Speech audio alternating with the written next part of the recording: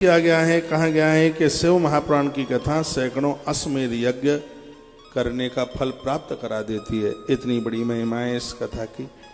सौनक जी ने कहा, आप यह बताइए के विसुंध्यातनता कथया पापिना कलो, इस कथा के सुनने से कौन कौन लोग शुद्ध हो जाते हैं।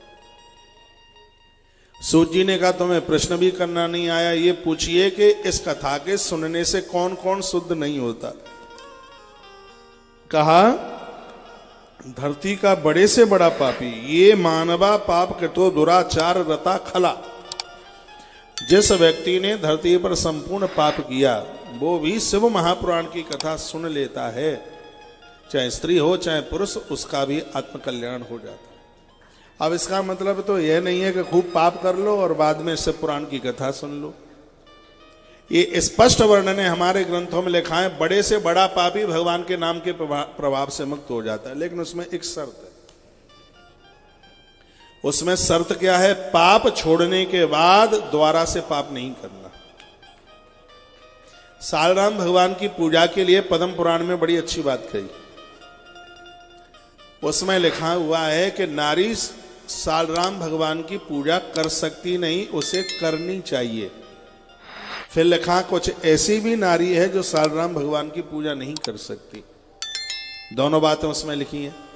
जो नहीं कर सकती उसके लिए जिसने किसी मनुष्य को, स्त्री पुरुष को जहर देके मार डाला, वो सालराम भगवान की पूजा नहीं कर सकती। अपने पति को छोड़कर गैर पुरुष के साथ फिर उसने दूसरे पुरुष के साथ संबंध जोड़ा, वह सालराम भगवान की पूजा नहीं कर सकती। तो उसमें फिर एक प्रश्न किया, यदि किसी नारी से पूर्व में अपराध हो गया तो क्या अब वो सालराम भगवान की पूजा बिल्कुल भी नहीं कर पाएगी? तो उसमें महात्मा गालिब ने कहा, कर पाएगी।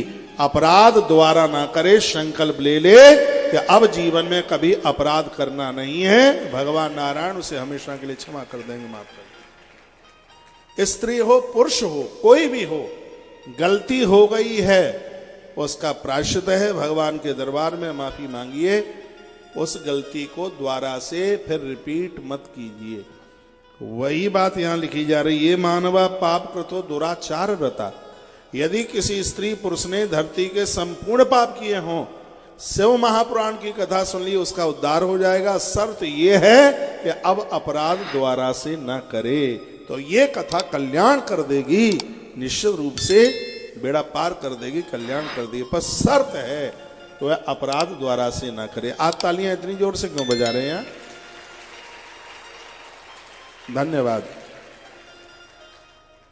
तो ये शर्त भी बता दी, कामादि निर्ताम नित्यम ते शुद्ध्यंतनेन वह।